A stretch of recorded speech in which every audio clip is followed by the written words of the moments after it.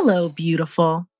And what I'd really like to know is what is good in your life today? My name is Kia, and this is another episode of the Female Veterans Podcast.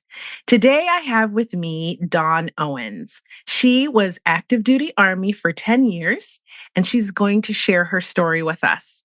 But before we do that, I want to remind you that there's a lot coming up for the Female Veterans Podcast. I know it's been a little slow, and I do have a solo coming up where I promise to explain everything. But the good news is I'm no longer a solo operation. So things are shifting and there'll be more episodes coming. The newsletter's coming. I'm now on YouTube. You can search the Female Veterans Podcast and find me on YouTube. There's going to be video episodes coming in addition to the audio episodes. So a lot of changes have been going on behind the scenes. So stick with me. I promise it's coming. It's going to be better and better and better. And I appreciate your support. And with that, I want to welcome Dawn to the Female Veterans Podcast. Thank you. Thank you for having me. It's my pleasure. So I cannot wait to hear your story. So I want to jump right into it. What made you join the military? I come from a military family. Pretty much everybody in my family has been in the military. So it's just ingrained in my blood. Everybody, your mom, like everybody? Yes, my mom, my father, my grandfather, my siblings, my children. Wow. What do you think made that happen? Like, do you know what the start of that was for your family? Just love for the country. Both sides of my family were immigrants. So just love and appreciation for our country. I love that. That is the best reason, honestly. Yeah. I mean, what can I say? Like, that is such a thing to be proud of for your entire family and to have such a beautiful military history and of service to the country. That's incredible. Yeah. Well, tell me this. What was boot camp like for you? I loved boot camp. I would have done boot camp 3 times over to have not gone to AIT ever. Really? Yes. Okay, so now I'm going to have to ask about AIT, but we'll get there. We'll get Okay. there.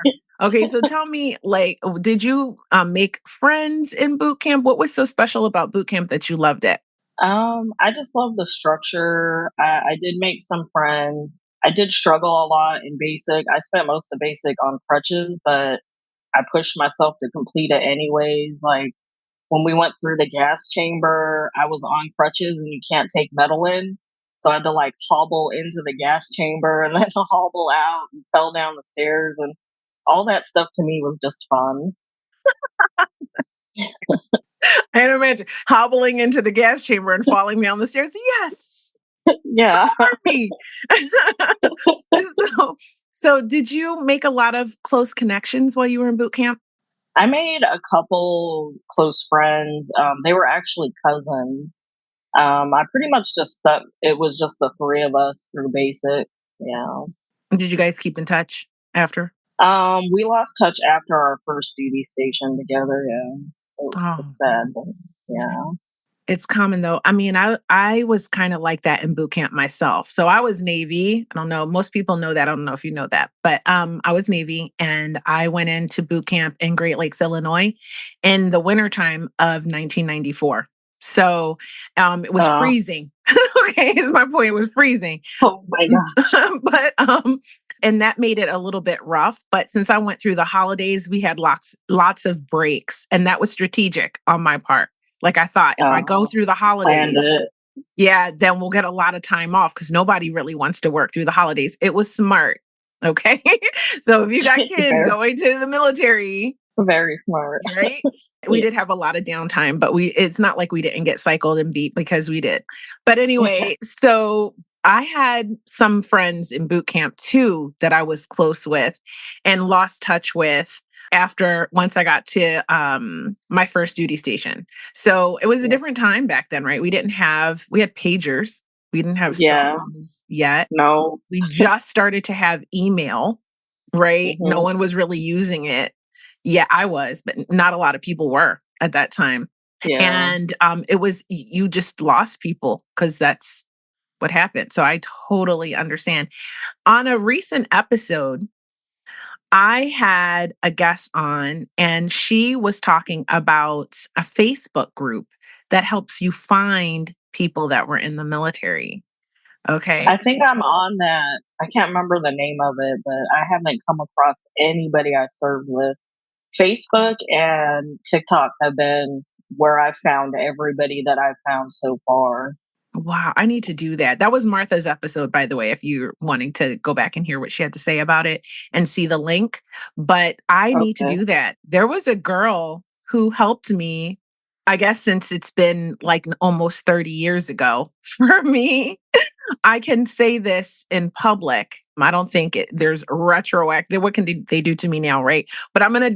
disclose. I think I disclosed on another episode a couple of years ago with a beautiful friend of mine. You can find her on Instagram as Soljana, but at Soljana. But she was caught up for underage drinking, and it affected her entire career in the Marines, Oh and no. affected her entire life after that. And coming on the podcast, we were able to sort of work through some of that because I shared this. I was underage drinking in the Navy. It's a huge drinking culture. Lots of the branches are huge drinking cultures, right? Definitely, yes. And so I was underage drinking, and I didn't get caught though, fortunately, because of my good friend, Sunny Woolsey, who was with me in boot camp. Shout out to Sunny Woolsey, wherever you are. I lost her. But I've been Oh, saying my entire life since then how grateful I am to her because I was drinking. It was my first time really ever being that drunk. Like guys were buying me drinks at this bar that we knew served underage alcohol, right? And I got really drunk. I was actually supposed to be on a date. It's a long story. But I got so drunk, and she helped me. She like took care of me. She realized that I was way too drunk. She's like, "You got to drink water." She had me drinking water. She like, and I was like in the bathroom puking, drunk, that kind of thing. Like oh it was man. sloppy, super sloppy. Okay, because I had no real experience. Okay, I was 19. Yeah, I think I was still 19, maybe 20. No, I wasn't 20 yet. So she got me like sobered up a little bit. She put me in a cab, talked to the cab driver, and it was like, take her to the core school building on the base, right? And Hmm. so, and she was like, when you get to the building, you're going to have to make it across the quarter deck. She's like, just look straight ahead, walk quick, and get across the Yeah, quarter deck. walk with a purpose. For real. And that's what I did. Like I was tipsy, but I listened to her because she's like, your career is at stake, basically. You have to like, come on, you got to pull it together. You have to Yeah. get across the quarter deck. And I was like, that like that fear registered even though I was drunk. Right. And I made it across the quarter deck. And because of her, I have always credited her with me being able to stay in the military because I didn't get caught up for underage drinking, and I was able to keep going because she looked after me, she took care of me. And so that's what I mean about your boot camp sisters being so important, and like Yeah. how sad it is when you lose touch with them. But hopefully Yes. one day she hears this podcast and she's like, "Oh, that was me." I know her. I know her. Yeah, that was me. Let me hit her up. I'm always like, hit me up if you were in company 908 and boot camp in Great Lakes in 1994, November. Where I started And my November memory 20th. is so bad though. Like I can remember their faces, but I can't remember any of their names. So I can't even search them. Oh, so many of them. So many of them are like that. That's why I'm like, if you were in my company, like hit me up. Do you remember me? Like, let's Yeah. connect. But I feel you. So I wanted to ask you though, you said you were on crutches. What happened to you? I have the world's worst weak ankles. So I was constantly spraining, hairline fractures. Like the entire time I was in basic, I was pretty much on crutches. Did they offer you to get out or anything? Or were they just like, you're on No, crutches, because keep going? well, they did ask like, do you want to be med boarded or whatever, and I was like, for what? Like I can still do this, you know. So I literally kept doing everything, and I think that kind of showed them like, oh, okay, you know, you're not gonna let anything hold you back. So they let me continue on. That's incredible. So you finished boot camp. Were you on crutches when you finished boot camp? No, I got off right before the last APFT, took that, and I was good. Nice. Yeah. Okay. So the moment I've been waiting for, what was AIT like for you? It was very traumatic. I Oh, didn't realize how innocent and naive I was. oh I girl. AIT is where I discovered that, there are gay people in the military. I linked up with a group of girls and I felt safe with them.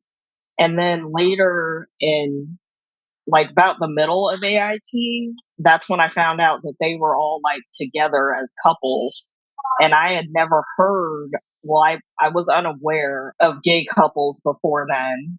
And I had trouble with the drill instructors because I was hanging out with that group of girls. I guess one of the drill instructors liked me and I didn't know about fraternization or anything. So like I learned so much in AIT that I was unaware of. Goodness. What It year was was this? I went in 2000.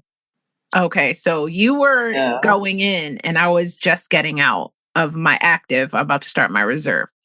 Okay, so quite a while ago. Yeah. Um, Yeah.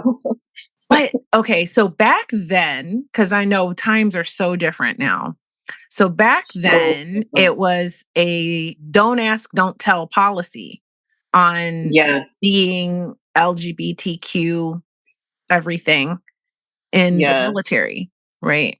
And so it was a completely different time. And I totally understand what you mean. I had a friend who was gay in the military, a male. And this is one of my two stories. And he was so close with me. He was going to go to field med, and we were such good friends. Bobby, his name was Bobby, just came back to me. And it was so sad because he went to field med. He was in the clinic with me because I was at a branch medical clinic on the base, and he was in the clinic with me. And he left to go to field med. And then he came back not that long later. And someone said, "Hey, did you see that Bobby's back?" And I said, "Bobby's back?" And I thought, how come he wouldn't come talk to me, come see me, come visit me? And Hmm. I tried tracking him down, but it was like he was in TPU and I couldn't connect with him. And then I found out, because I was trying to like figure out what was going on, that he had been caught in sort of like a lover's embrace, we'll say. And that's the rumor anyway. I don't know if this is true. So, but what I was told back then was that he was caught in field med in a lover's embrace with another sailor Oh, and with another male sailor. And so he was being kicked out of the military. And the only thing that I could think was that he was so ashamed that he didn't come look for me. Like he didn't reconnect with me. And it was heartbreaking because I didn't care. Like I didn't yeah, care at yeah. all. You know what I A mean? I lot wouldn't. of them, I learned like later in my career that a lot of them were afraid they wouldn't be accepted. Mhm. And like I had a friend that came out to me while I was in, and I was like, I already knew, and I love you. Like you Right. do your job. That's all I care about. Totally. That's how I felt. I was like, dude, I loved you. You were my Yeah. buddy. Like, I knew you were gay. He was so feminine that sometimes I would be like talking to him and be like, girl, it would just come out. I'm like, you know, Yeah. and I did not even care. So it really was heartbreaking for me. And then another little story that you might identify with, right, from that time period. So there was these girls that we used to call the lesbians, right? I mean, it's probably Mhm. not a PC, but that's what we Yeah, called it right. back Back then, right? It then was a it different wasn't, yeah. Yes, time. That's it all I was can a say. different time. And so there was this group of girls. Okay, this is what your story kind of reminded me of, right? Like this group of girls that all hung out together and we all thought they were lesbians. Actually, one of them ended up marrying my friend, and they've been married for a million years, and he's a guy, and I was Oh, completely shocked when they and got you're like, together. "What?" Yeah, I was Yeah, well, when you're early in your early 20s, sometimes you're, like, experimenting with stuff, and you're right. not anything particular, you're just curious, and you're exploring. So, maybe that was the case, but she was part of this group of girls, right? So it Mhm. reminded me of your group of friends that you were hanging out with and kind of how that could be a stigma, right? Yes, For you. yes, And then yes. when you said one of your instructors had a crush on you. So when I was in hospital course school, I was naive too, girl. So I feel you on all It was points. so bad. Okay. I got to hospital course school. Okay. And I did not realize this until I was almost done. But one of my classmates was having an entire affair with a married instructor. The entire like a complete Yes, entire it was affair. rampant. Yeah, it was rampant. It was so bad. We even had, like, right before graduation, we had a girl from the previous class come back, and right in the CTA, she's like, "This is your baby drill sergeant so and so." We were Stop like, it. "What?" Yeah, I actually ran into him at my first duty station, and he'd been busted down to like E4. Yeah. Wow. So then I'm in course school. So I'm in course school and I'm coming towards the end of course school.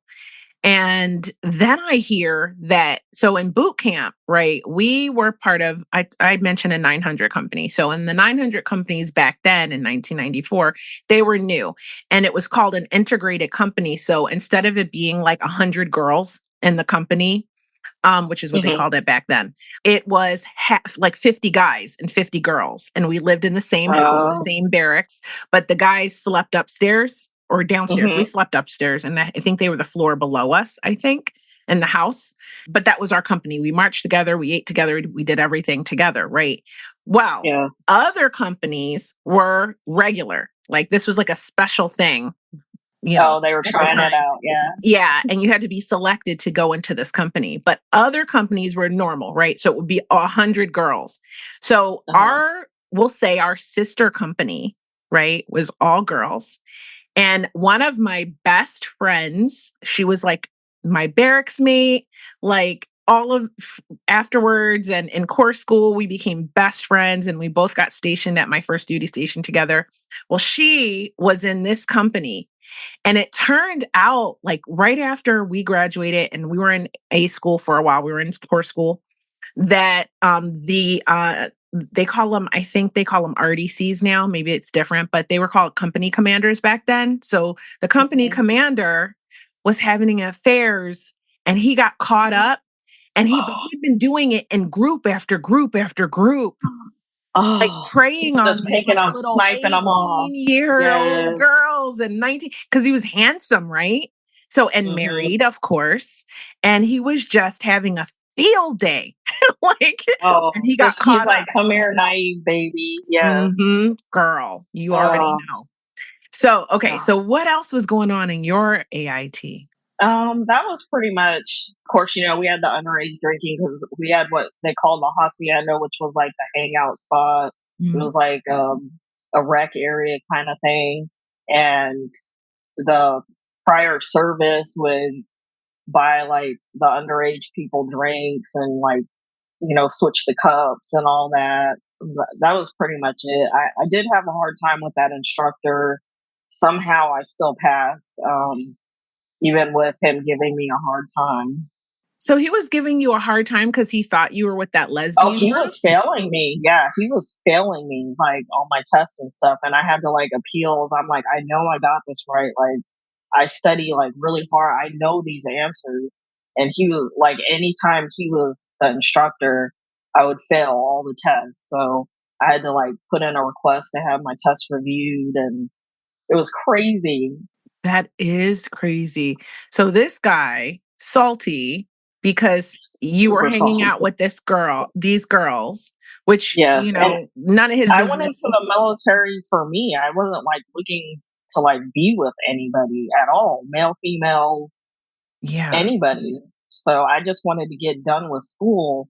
to get to my first duty station. So I didn't even like pay him any attention. Oh, and that's part of it too. So I can just already hear it in my head.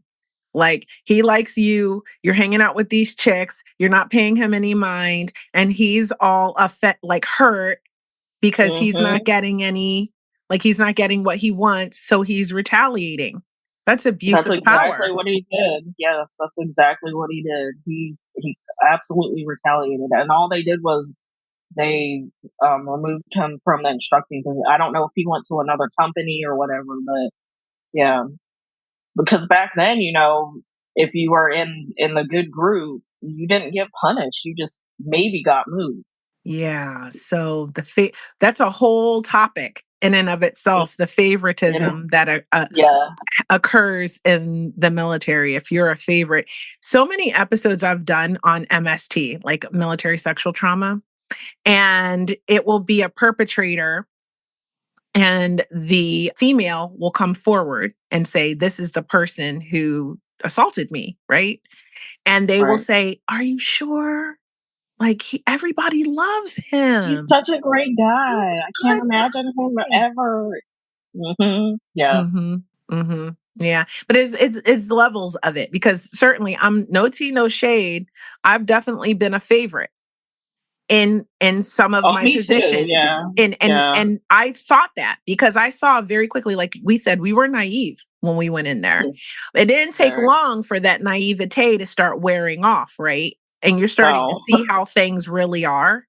And you yeah. go, okay. So for me, I was like, okay, if I'm the favorite, then I get this special treatment and things aren't as hard for me. So let me keep my nose to the grind, do whatever I need to do so that they like me. But I will also say know what it's like to be the favorite and I know what it's like to be the target.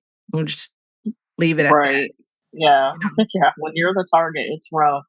Mhm.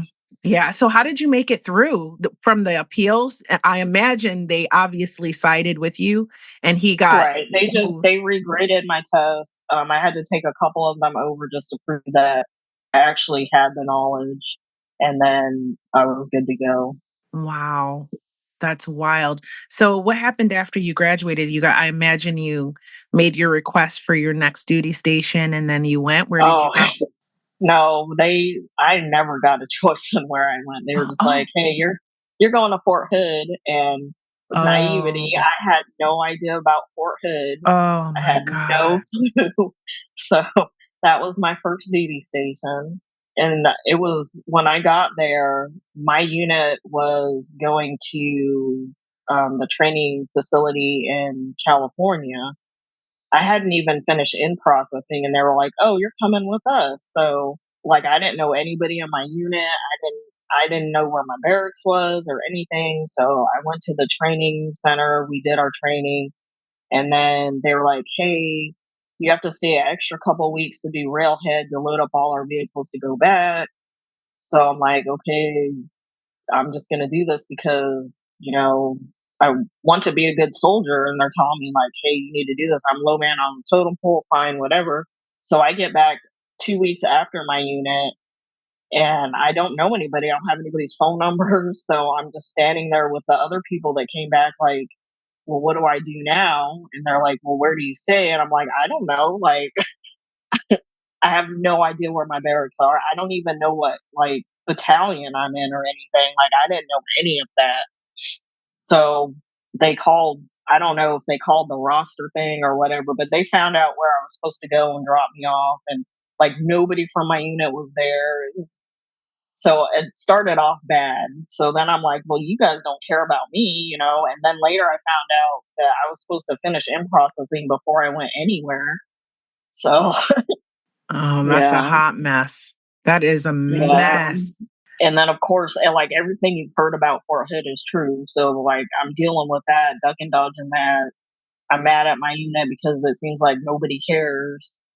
I met my first husband there, and that was a nightmare. Like, Oh my like don't try to talk to somebody when you're like going through stuff because you're already putting out like a crappy aura and you're just going to attract a crappy aura. So Just focus on getting yourself out of the crap before you start talking to somebody.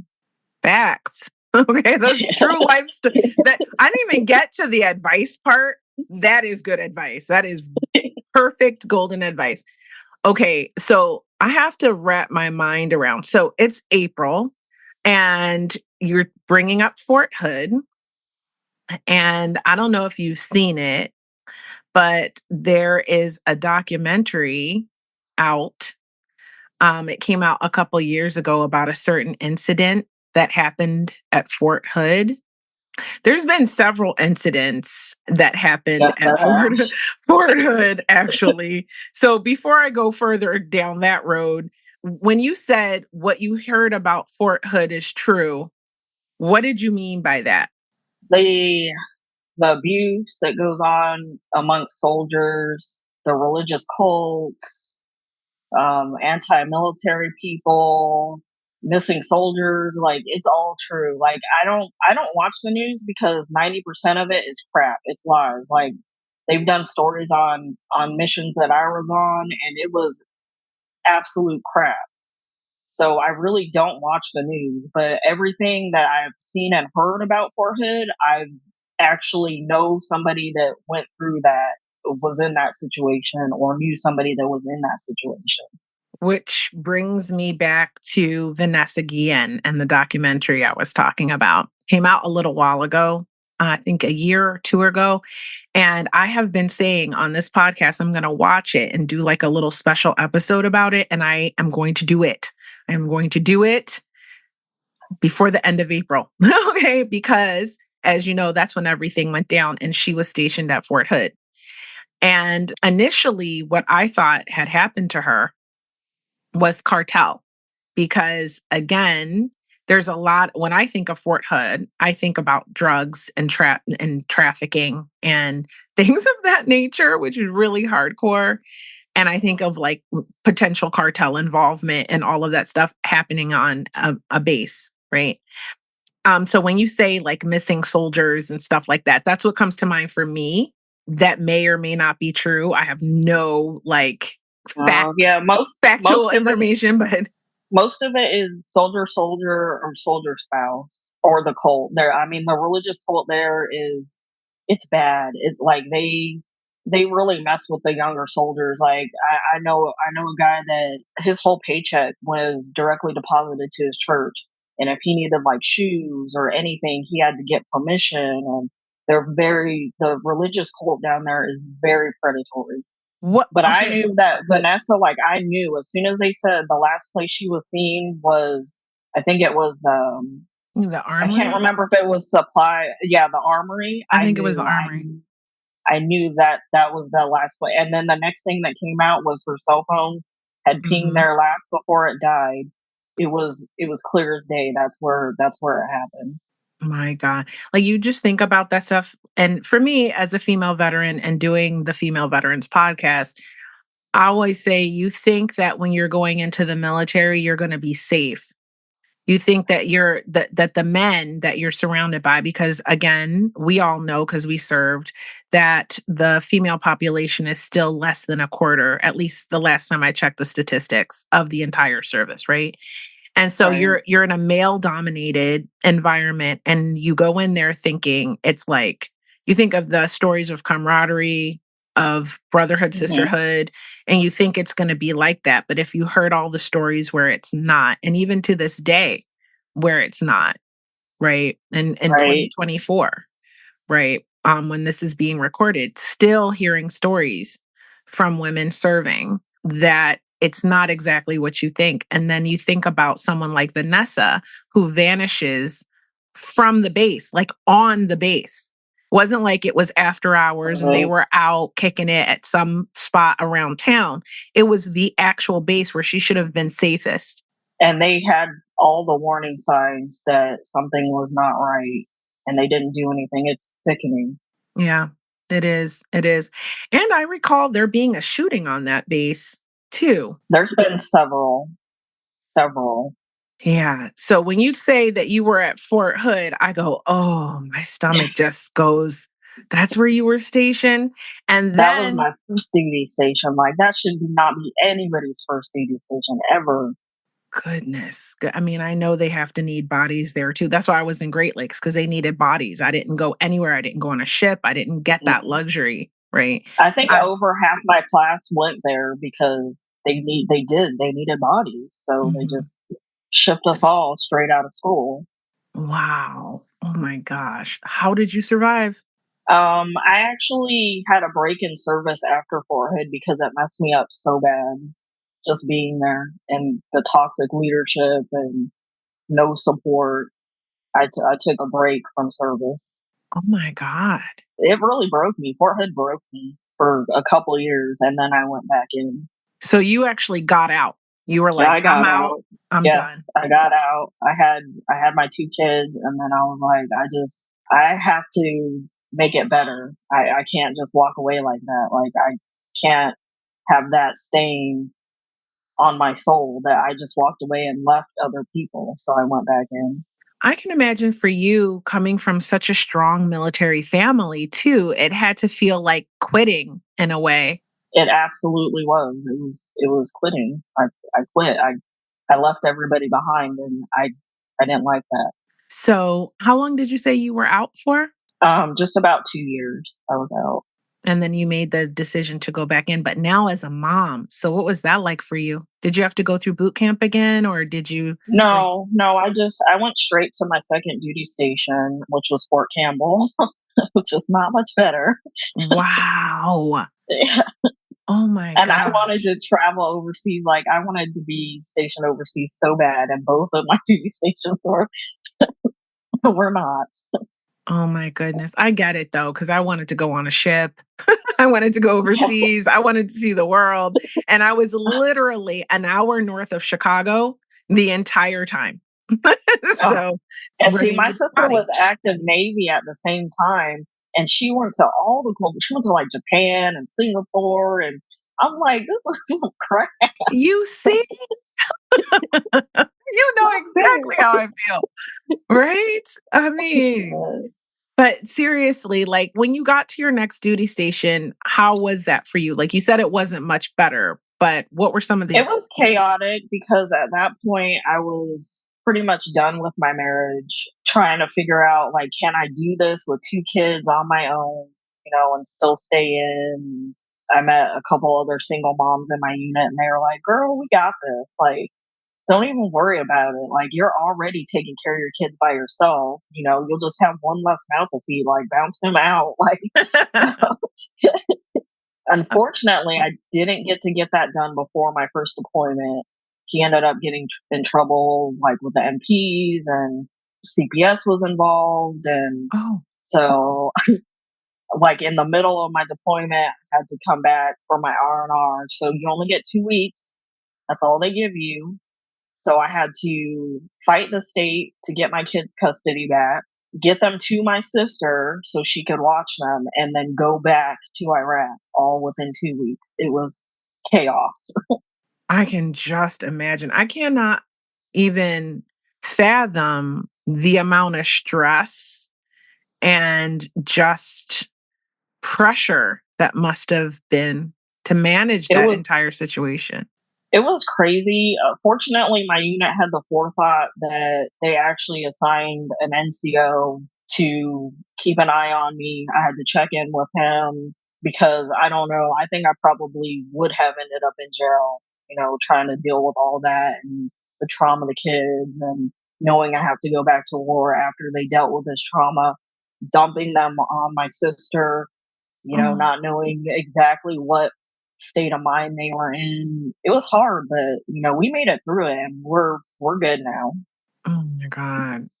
You know, the thing that we have to deal with in the military as women, as mothers, and then, we often marry people in the military, and a lot of times it's not the right person.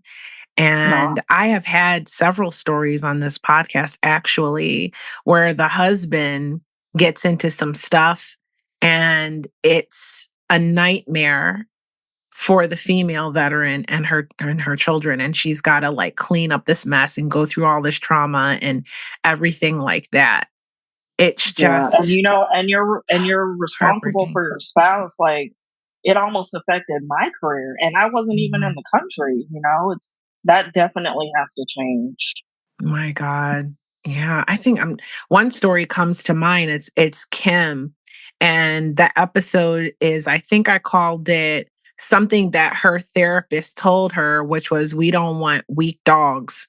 Something like that is the name of the episode. I think it's in Mm, season 3 or season 4 of this podcast.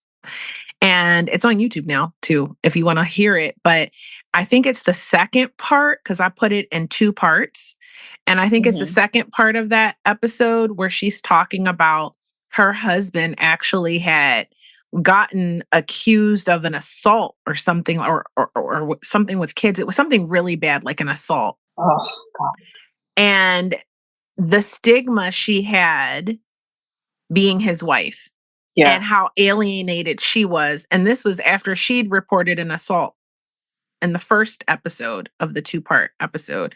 She had reported her assault. She had been going to therapy for her. What happened with her? That's when her therapist told her, "We don't want weak dogs in the army," right? And yeah, then, yeah, and the second part of that is she's like, now as a civilian, right? She's a civilian. Her husband's active duty and he does something. And now there's the rumor mill on the base, and there's all the talk, and there's also like litigation and everything with his career. And she's stigmatized from it. And it's just like what you're saying. It's like they do something, and now you have to deal with the fallout, and it almost affected your career. And then you have to go back to Iraq, which we're going to get into. But like then you have to go back to the Middle East and deal with whatever's going on there. And from all the stories I've heard, it's the wild, wild west out there while you're stationed too. So you've got yeah, this you're dealing with. You have to worry about your children. God, I can't even imagine child services being involved in what he must have done. And now you have to go back and deploy to the Middle East. yes, And yes, this was after 9/11 by now, right? So, because I know yes, you yes, went in it in was. 2000, so you were served for a while, and then, of course, 9/11 happened. I So had gotten out not too long after 9. I remember 9/11. I was pregnant with my daughter. I was on my way to PT. I heard it on the radio, and they were all laughing because at first everybody thought, "Oh, well, this is like a skit. Like, it's not a very funny skit, but it's a skit." And everything changed after that. I bet. Yeah. I wasn't on active when it happened. I was just finishing my reserve time. Like, I just was finishing it, like, a month later. So I Oh, wasn't recalled or anything like that. But I definitely remember where I was. I mean, that's one of those things in life where it's like you put a pin in that moment, and it's your life before that moment and your life after that moment. And you just remember it like it was yesterday. And I will tell you, for me, I was on my way to work and I was stunned. I married someone when I was in the military also. Not a great choice. I was too young to get married and I didn't listen and I did it anyway. And we were arguing because our marriage was at this point beginning to unravel. And we were arguing. And then we heard, like, it was on the news. I think he was listening to Howard Stern. He used to love to listen to Howard Stern. And they started reporting it, like what happened. And then it was like shock. Like, I remember us like in mid sentence arguing, arguing, arguing, and then silence. And then we're hearing it. And then I go into work and I was at a trade show. I used to show fashion lines for buyers. And oh, I was at a trade show and everyone was in front of the TV and I walked in and I watched and then that was like the worst trade show ever because no one then showed. And then eventually we just were like, let's go. But yeah, we watched it and I think the thing for me that I will never forget any of it. But the thing, I saw the second plane hit and all of that. And then I saw the people jumping out of the building. yeah. Like, I can at this moment right now close my eyes and see that. It's just, so that moment was really crazy. And then I can't imagine, I've talked to several people who were in the military when it happened, but I can't imagine what that was like for you on your way to PT. What happened after that? Um, it was like a scramble. Is I mean, there wasn't really. If it was like nothing like that had ever happened before. So everybody was just scrambling, like, what do we need to do? And obviously the biggest thing was protect the base. So I was I think I was about 8 months pregnant, pulling 12-hour gate guard shifts, climbing on top of and under vehicles. And like, it was amazing to me because as much as we all bickered before that, like, nobody complained. Like, I didn't complain. Nobody else complained. We just knew we had to protect everybody. And that was the start of, I think, my first like trauma bonds. You hear that a lot in the Yeah. military with most of the soldiers on my base. I don't know. It changed everything. And like today, like when people are like, oh, don't fly your flags or don't, like it makes me so angry because I go back to that moment when I realized that was real. And now you guys are saying, oh, it wasn't that big of a deal. Yeah. I feel We like culture today is so disrespectful.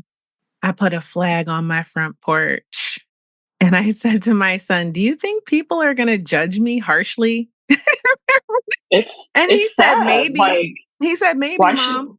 yeah, it's sad. And like I see the news story where like some kids at school had flags on their vehicles and the school's like, you can't have that on our school property, like, are you kidding me? I can't even believe that. That's bananas. It's bananas to me. Like it's Yeah. bananas to me. Anyways, but I mean, I feel that pain. When I got out of the military, there was a time period, this was before 9/11, obviously, that I had to take being a veteran off my resume in order to get a job. And then 9/11 happened. Then I put it at the top of my resume, Hmm. right? And Yeah. then everyone started saying, "Thank you for your service." I have a whole rant, a solo episode about the thank you for your service. It's one of my Veterans Day episodes because I'm going to say this. I think it's disgusting that there's no veterans discount. I think for at most places, every single day, every time you buy something, it's like Right. very few and far between. I think it's disgusting that when I'm going to fly, which I fly often, that I have had maybe on 2 experiences with Alaska Airlines, and not in every single flight and every single airport I've flown from have allowed veterans to pre-board. Why don't we pre-board with active duty? Okay. The amount of like, we hear thank you for your service all the time, less lately. I'll get there. Yes. Yeah. But what are you doing? Are you buying from veteran-owned businesses?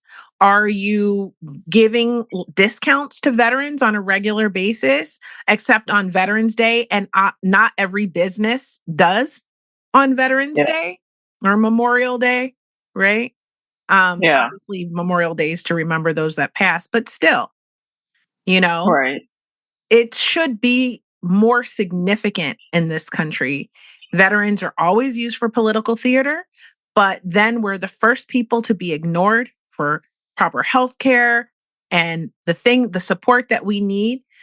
Look how long it took them to get those burn pits legislation through, Added. right? Right. All of our benefits are getting really old and should be updated and revised and change with the times and improved and added to. Listen, I could go on about this for the whole rest Oh, of the I could too. Oh, I could too. podcast. So I will stop. My promise to Don't get off even my get me soapbox. started on the VA. Don't get me started. We will be here for a week. But people feel what we're talking about. Yes. And it's different in every state. Like I've been in some states where the VA healthcare, Arizona, was terrible. Okay. All right. And I have been in other states, like the one I'm in now, and the Portland VA is actually pretty good, like pretty good. So it just depends on where you are. But I know some places in Texas that it's deplorable, right? I have a whole Yeah. episode about this one of the writers, the authors that I've had on the show, who had a whole experience where she was under attack by a VA healthcare center. Or Lynn Geyser, who works with Hope for Vets in Florida. I'm on the board for that not for profit. Her entire experience working with the VA after she got out of the military. Like, so there's the stories are out there. If you're Oh, they experiencing are. it, you're They're not thick. alone. They are Hmm. thick. Girl, we could turn this episode into an entire soapbox. Maybe I might have you back and we'll actually just do a whole episode about Just that. deep dive the VA. Deep dive it. Oh my gosh. Where's another girl, Operation Truth, who was on the podcast talking about that stuff too. So the episodes are out there. If that's what you're into, you just got to go to the Female Veterans Podcast and look, there's so much information about women, what we experience with the VA that is eye opening. I'll just say. I've already got it bookmarked on Spotify. Thank you. I appreciate that support. But I'm out here trying to do this work because to let people know that they're not alone. Some people have amazing experiences in the military, and I've highlighted quite a few of those on this show. Some people have experiences that you could not even believe are true. Right. Right. And that's what this podcast is about. It's the good and the bad experiences so that if you come from an entire military family, maybe you got a little niece that's thinking about going into the military, she can listen to this podcast to get a true assessment of what the experiences are so that she can be prepared. Keep your head on a swivel. Like, Right. don't Don't go go in in there with naive. naive like we did. Don't be so naive when you go in there. Realize that shenanigans happen. Okay. Yeah. And All if the you're time. prepared for it, you get through a lot easier. Absolutely. So doubling back to your story, getting off my soapbox. What was Iraq like after that experience with having to deal with your toxic ex-husband and then, all of that? Once I knew my kids were good, like my sister held me down, and I will forever be grateful to her. She was active duty Navy at the time, and I wouldn't have made it without her. But once I got back, I felt like something shifted within my unit. Like my thought process on it is everybody hated my ex. So I think they were almost more relieved that that part of my life was over than I was. Like I hadn't had time to really let it sink in. Like life is going to get better, but they all knew it. So I think the dynamic really changed within my unit after that. And it was pretty smooth sailing. I did have a little bit of a hard time as I was a medic and I worked at the detention facility on our little fob. I'm trying to recall military words now. It's been a while. So I on my fob, and that was hard because I also if there was an emergency that came into the hospital, I worked nights, the night shift, so it didn't matter if it was during the day or whatever. I had to go downstairs and help them work, the casualties that came in. That's where I learned that the Geneva Conventions suck because we had to treat the locals, the people that caused this chaos to our soldiers, right next to our soldiers. And, it was a moral thing. Like, I see what you did to the soldier over here, but I have to try to save your life. And then, the ones that weren't badly injured, they went to the detainee facility. And then I had to go look at their faces all night. And that's where I learned I had to work on my own mental stability. It was crazy. I'm here trying to save their lives. And then the ones that were released, you could literally watch over the gate. As soon as we released them, they were killed because I believe they think oh, you gave them information. So as soon as we let them out of the gate, they were killed. And I just spent months saving their life. Oh my God, the mental and emotional toll that Yeah, it was. experience. It made me a lot more mentally strong and callous. I became callous. Life was not seen the same anymore to me after that. Did you have less value for other people's lives? Absolutely, 100%. Because I realized that was really my first experience with death with people that I knew. I spent months with these people and I literally watched over the fence as they were murdered, you know? Wow. That's so crazy. I mean, I think if I were them, I'd be like, if I know I'm gonna probably die, I'm gonna convert or something. And I'm like, how can I But stay? it was the policy was if you don't have any information that we can use, we're not going to keep you. So they just kick them out. Wow. So knowing, so obviously knowing, okay, well, you have nothing useful for us.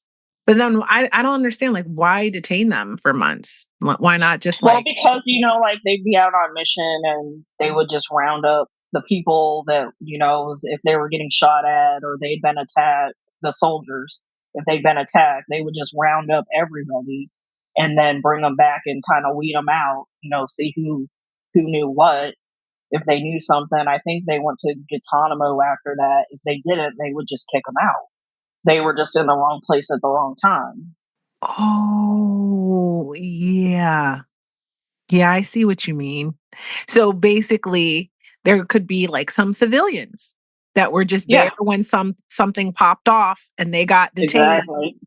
and then Yes. they knew nothing because they were not involved, and then they just go out and get murdered.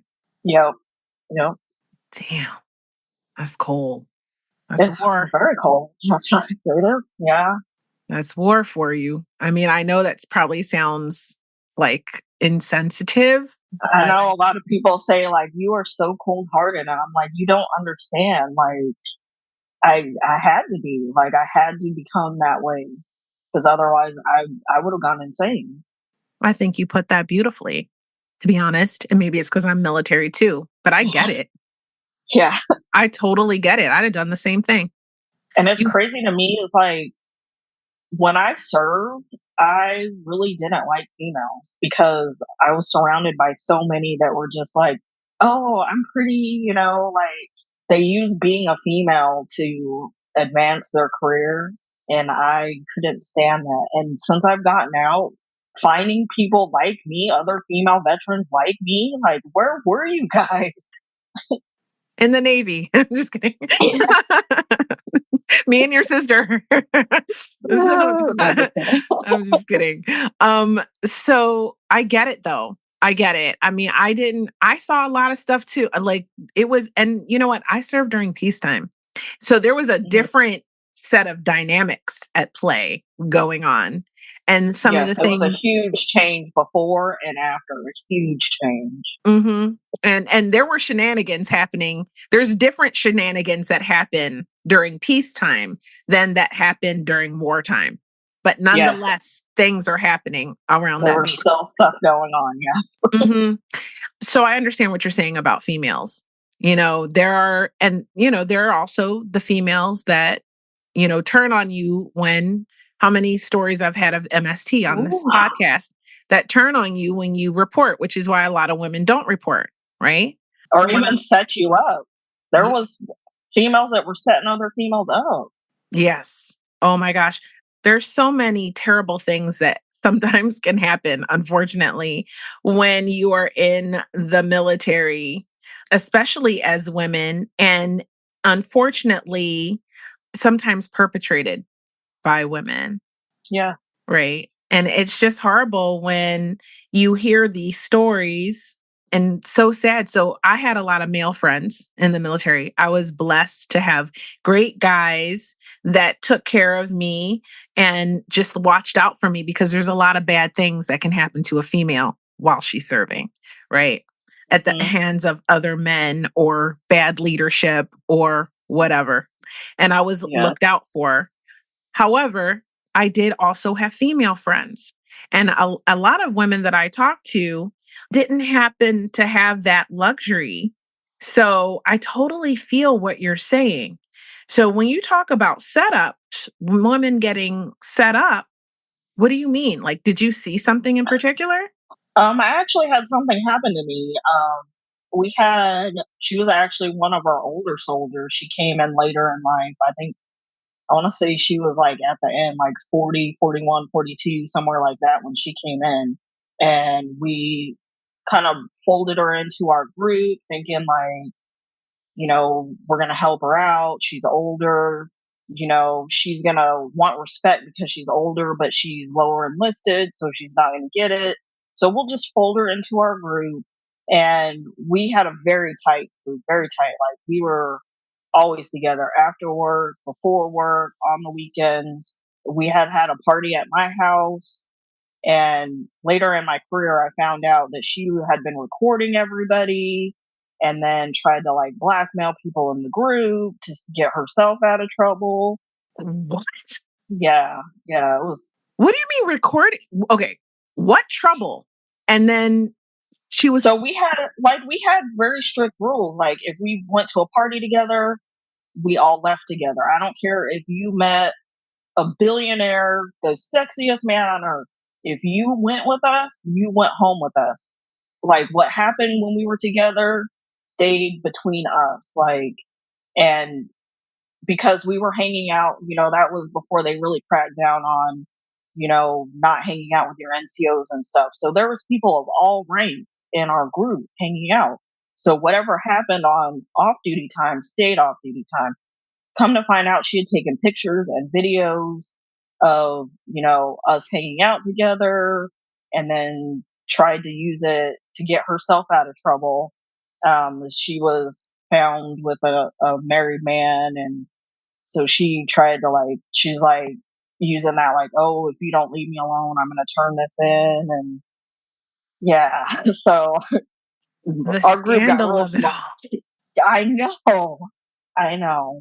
and Wow. and as I said before, my cold heart, I checked up on her not long ago, and she's her karma got her. She's suffering quite nicely, and I'm enjoying it. Okay.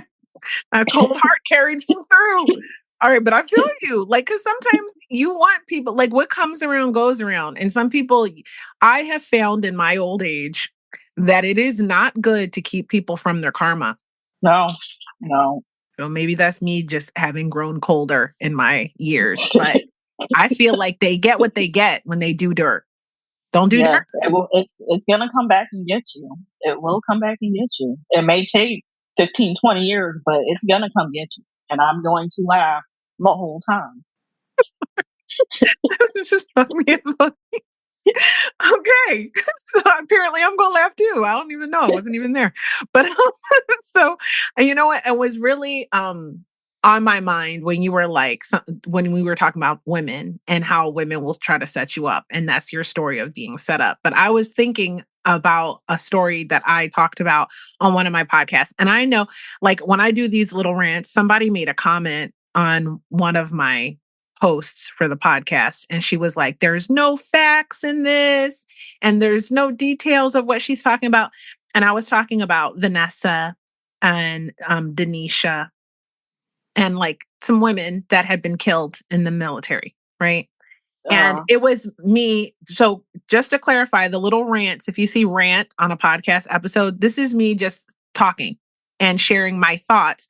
I do not add statistics. If you want me to add statistics, write to me and I'll put some statistics in there. Okay. But it's purely entertainment, I guess. It's not yeah, educational in that way, but this is just my opinions on what happens when I'm ranting. That's why it's called a rant.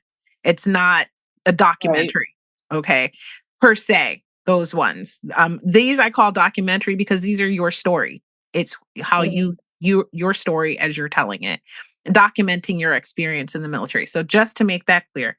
So I was talking about Denisha Montgomery because I was, and as everyone should be, properly outraged at what happened to her and questioning the facts. I don't know if we'll ever know what really happened, but what I do Probably not. remember from the story is that she was assaulted in a vehicle with both men and women in the car, if I recall correctly.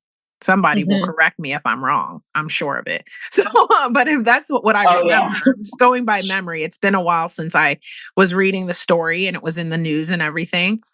And they said that she died by suicide, which I'm just going to go on record as saying I do not believe. So I'm pretty sure I said that. But it brings up me back to your point of women can be as bad, if not worse, than the men when you're Right. Especially if they don't like you. mhm, Yeah. bringing us back to be the favorite to Yeah. survive. That's a Yeah. survival tactic. It's Okay. sad. It really is. Yeah. Yes. Yeah. Yeah, I mean, I'm pretty sure poor Denisha didn't. She thought she was with friends, so obviously something was going on there. Why would she go with them if she didn't think she was safe? She thought she was safe. She didn't have the mindset to pick up the red flags, probably. As Yeah, simple as that. yeah. It's heartbreaking. But this is the kind of stuff that happens in the military. This is the kind of stuff that happens on Fort Hood too. For definitely. So, you know what? I'm really sorry that that happened to you over there. That had to be pretty traumatic to just have someone try to, like, that's going to some deep lengths of, like, I have video evidence of you doing this or that and trying to use it. Right. Yeah. Like, we brought you into our friend group, and what we did on our off time was our off time. I mean, I wasn't like breaking the law or anything. I want to put Mhm. that out there. Like, I Right. wasn't like doing drugs or anything like that, but just letting loose, de-stressing, and you want to use that to try to keep yourself out of trouble. Like, that's disgusting. Agreed. Agreed. So, okay, once you move past that situation, what was the rest of your experience like on active duty? After that, it was almost fantastic. I went to Afghanistan after that. I was attached to the first of the 506, which is infantry. They've since disbanded them. I guess they activate them occasionally, but they were disbanded. But that's when I absolutely fell in love with the military, with the army. Best group of guys. There was a situation with one of our female medics that was attached to them as well. She was on a different fob, but they found out that one of the guys was like creeping, watching her take a shower, Oh, and they handled it. The guys all came together and handled it. They had my back. Those that group of gentlemen, still to this day, I talk to them quite often. All of them, we all check in with each other. That's what my picture of the military was supposed to be, was that group of guys that I was with.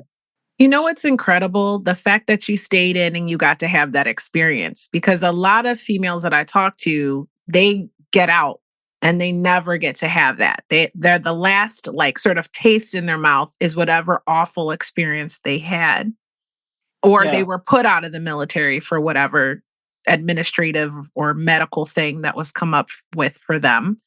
And they never got to have that experience of the military being wonderful. I did. I had both. Like I always Yeah. say, I had the greatest military experience you could have until the day I didn't. But Yeah. while it was awesome, I had more fun than anyone should ever have while serving in the military, Yeah. and I am Like, grateful. they're like, I'm getting paid for this? What? Like I am grateful for the experience, and obviously it's changed my life because now I get to share all these stories of amazing women like yourself. So, Yeah. yeah, I'm so glad you got to have that experience and you keep in touch. I keep in touch with most of my guys too. Yes. They are absolutely family for the rest of my life. Oh, that's Yeah. awesome. So tell me, what was the transition out like for you once you decided to get out once and for all? Uh, my career ended on a bad note. Uh-oh. I had actually made the list for promotion. We got a new platoon sergeant. I had been scheduled for surgery because I was having trouble passing my PT. So I decided that I would go ahead and get a reduction to see if that helped my back pain. I was scheduled for the surgery when we got the new platoon sergeant. He was like, "Don't be like one of those people and try to get a profile." And I'm like, "I'm not getting a profile because I'm getting ready to have surgery." And he's like, "Well, you're gonna do your PT test before then." Of course, I failed. I got flagged, and I was like, I'm over it. Like, I don't want to do this anymore. So I just got out. Did you get the reduction? I did. I did get the reduction. It did not help, and they did not stay reduced. So think about that before you go get that surgery. There is a chance, and you don't have to get fat or have kids. They can just grow back on their Stop it. own. It's three women in my family: myself, my sister, and my cousin all had reductions, and we all had them grow back. So ask around before you get that surgery because it was a lot of pain for nothing. Oh my God. I had two of them. My doctor was a perv. My boobs are still huge. Like, honestly, Ugh. come on. Like, that's my story. Okay. I never tell anyone that. That's the first time I've said it publicly. But I've had two breast reduction surgeries and I'm still very ample. I wanted to go down smaller. He said that my size, it needed to be proportionate. I Proportionate to your body. Right. And Oh, I think that he was just pervy and thought, why does she want a reduction? They're huge. But I felt like a freak show because after my first son, my boob, I already had like a double D cup, but they yes. grew so big. They were Grew. size Yes. L, if you can imagine that. No, this is I TMI, but we're all girls here. I'm I just absolutely can. yeah. So I'm like Yes. walking around. I'm trying to lose my baby weight. I can't lose it because once I get to a certain weight, my back starts killing me because of these giant jugs Yes, because you're that I'm, counterbalancing and putting yeah, all that pressure on your back. Yes. yeah, yeah. And so I ended up having two reductions. Thank the Lord, thank Him that they did not grow back because if that would have happened, I don't know what I would have done. Okay. Like I just It was couldn't handle it. heartbreaking. It Girl, was I just want to heartbreaking. hug you. I cannot even imagine going through all of that. And then that's a big surgery. Like literally, they had to Yes. take your areolas off. There's like Off. Touch all your the boob. Like, scarring. yes. Yes. It's for nothing. Yes, I had it done twice. So I know. Oh, I can't imagine doing it Yeah. again. Yeah, it because the first time they weren't small, and I was like, "Dude, come on now." He took 8 pounds off the first time, and I Oh, said, "Dude, this is still too big. Like I'm gonna still have problems." So I had to wait like 6 or 8 months. I think it was maybe 8 months, and then I got it done again. And thankfully, they have not grown back. Although gravity is taking them. When they tell you to oh wear a yeah. sports bra after that, wear the sports bra. Wear Okay, it. Wear that binder. Yeah. yeah, wear the binder. Listen, I was like, I want to know what it's like. You'll probably understand this. I wanted to Oh, know but what it they was were like to so go cute bra. after the surgery. Right? Well, let me not wear a bra. I just don't want to wear a bra. I'm They're so outside cute. in my Yes. clothes with my perky boobs. They're giant and perky. Like, come on. Yes. It was a mistake. I remember going to my company after the surgery, like, "Hey guys, what's up?" Missile tits. Like, They're like, "Yes," and they're like, "You're still supposed to be at home resting," and I'm like, "But I just wanted to say hi. I'm going home now." and you're like, I'm out and about with my new body, right? It's a feeling, but Yeah. that the sadness of the fact that they grew back for you, I didn't even know that could Um, happen. I didn't. Well, the surgeon told me like if you gain weight really fast or you have children, they're going to get big again. But I didn't do either of those. So Wow. I mean, they did tell you like that kind of stuff, right? But I did have another baby. Thank God they didn't grow back with that child like the way they were. I mean, they obviously they yeah, got big because you got milk, but after yeah. all of that, they went back down. So I think they just didn't take enough because the same thing. Like I wanted to mhm. go down to like a B cup, and they're like, "Well, you'll look crazy." Like I didn't care, you know, man. I wanted to and be a I'm like, C. I'm 4'11". I'm like, it will look just fine. Like, Yeah, right? Like listen to this is my body. Let um, if I am off balance, let me live with it, okay?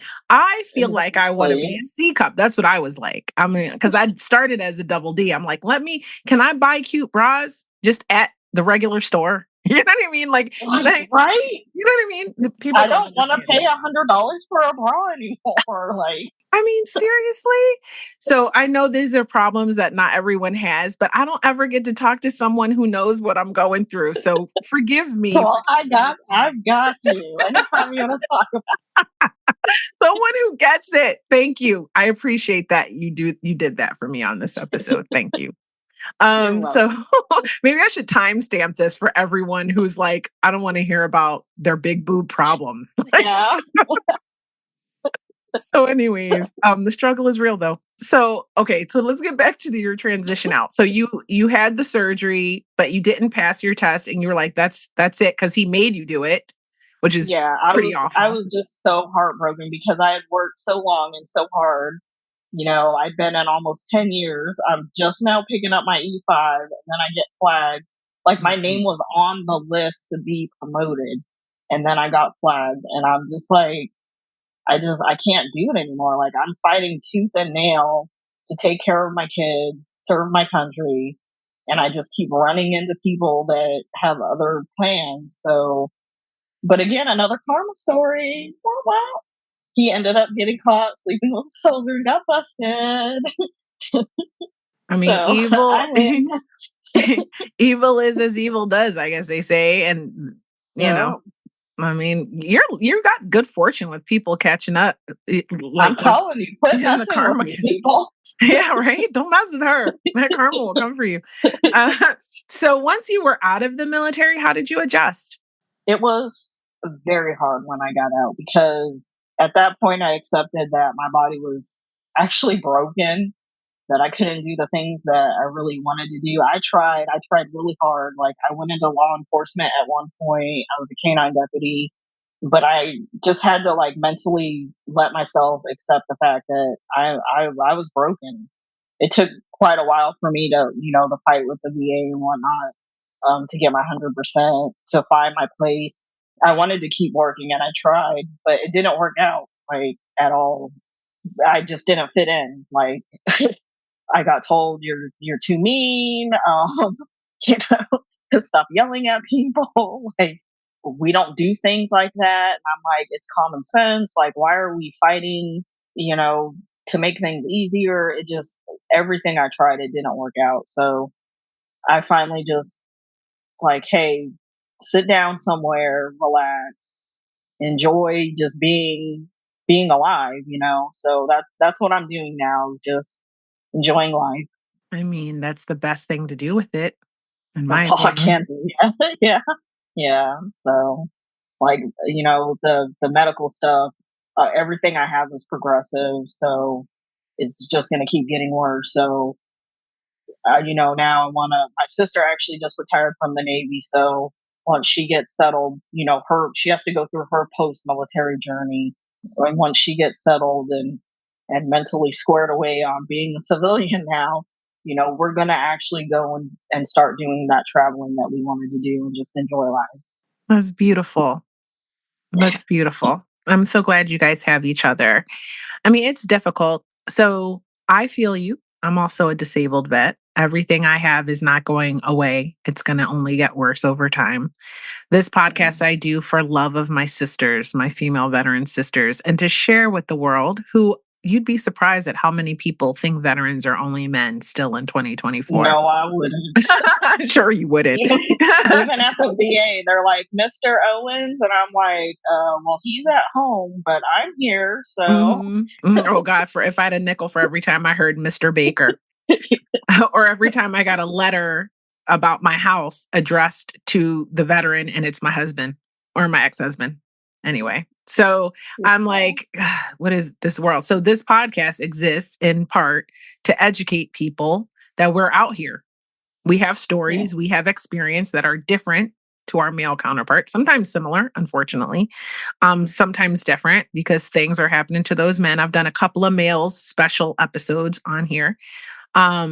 And you'd be surprised what happens to some of these guys and with these shenanigans that happen too. But we are a different breed, us yeah. girls who have served. And so I think it's very important for us to share our stories. And I'm so grateful that you came to the Female Veterans Podcast to share your story with me today. I only have one last question for you. But before I ask it, I just want to say I think that now is the time of your life to do hobbies that you enjoy, and just to find things like this podcast that I love doing, that I can do when I can do things. Cause sometimes I'm sick, right? And I can't have episodes. And sometimes it affects the podcast, which is why I finally got a team. And so to help keep getting, make it grow and help more people, even when I'm not well, right? And Right. so I think that you'll find those things for you when you're done traveling with your sister. Maybe you'll pick up painting or you'll pick up something else that you like doing and you'll make it your thing. And you can, because Awesome. as veterans, we don't often work well for other people. We need to work for ourselves. And for Yeah. me, it was finding things that I enjoy doing that I can do around my illnesses, but I could still feel Right. like, because my mind is still active and wants to do things and create and achieve, right? So it Right. was about finding the things that I can do and managing the schedule of doing them around my illnesses. And I feel so fulfilled in that. And so I think maybe when you're done traveling, maybe you'll find it in your travels, that thing that's for you that you can do despite your Maybe, illnesses, right? So maybe I'll do something with, veteran women traveling to places they never thought. Yeah, something that'd like be a that. great podcast or a Yes. vlog on YouTube. Girl, hit me up Yes, after the show. Hit me up after the show. Okay, we'll I get you set will. up. It's a I great will. idea. Travel blogs are hot, especially then a female veteran theme. Come on. That's wonderful. Yes. That's a great idea. That was my advice for you and for anyone else that's listening. Now let's get your advice. What advice do you have for female veteran sisters coming up behind you? For female veterans coming out of the military, take your time, get your headspace right. It's going to take time. It could, I know some people did it in a couple weeks, and some people it takes a couple years. Just keep at it. Listen to your support system. They're going to catch things before you catch them yourself, and reach out to other veterans. Is It's been the best thing, getting this bond with other veterans. I couldn't have said it better. Is why I do this podcast. It's a joy to get to sit down with you and talk to you about your story and share stories and hang out for this hour and a half that we spend together. And then to share that with other female veterans who might not be ready to share their story yet, but feel comforted by having this space. So thank you so much for being a guest. If we want to keep up with your story or find out about your upcoming female veteran travel blog with your sister, where can we find you? I know you're on Facebook, but how can we follow along your journey? I think the easiest would be the Instagram. It's Serbu 2020. Perfect. If you've been following this podcast, you know that I will put that in the description of the episode. So you just only have to scroll down through what the show is about. And then at the bottom, there is all the useful links and resources and stuff like that that I put on the episodes. So I want to just say one more time, thank you so much, Dawn, for sharing your story. It's about that time we wrap it up, but I'm so glad that you were a guest today. Thank you for having me. And with that, we're going to wrap it up. I want to say thank you so much for coming on this journey with me. I appreciate you guys. Stay tuned for the newsletter. In it, there'll be like cool information about episodes. There'll also be a way for you to sponsor an episode if you want to do that or donate to help support the podcast. So that information will be in there. Also, if you want to be a guest, how to do that and connect. In the meantime, before the newsletter is out, please go to the YouTube channel and subscribe and share it with other female veterans you know, or if you're in veteran communities on Facebook or whatnot. Also, you can go to www.thefemaleveteranspodcast.com and enter the contact form to be included for the mailing list for the newsletter or to get in touch with me about being a guest on the show. Or if you know someone with a female veteran owned business who wants to be a sponsor or they want to be featured or something like that, you can reach out to me there. There is the Female Veterans Podcast on Instagram at the Female Veterans Podcast. You can go and follow me there. We're about to start doing so much more work on that Instagram page, so stay tuned for that and just keep listening. I appreciate you so much more than you even possibly could imagine. And I love you guys, and I'll talk to you next time.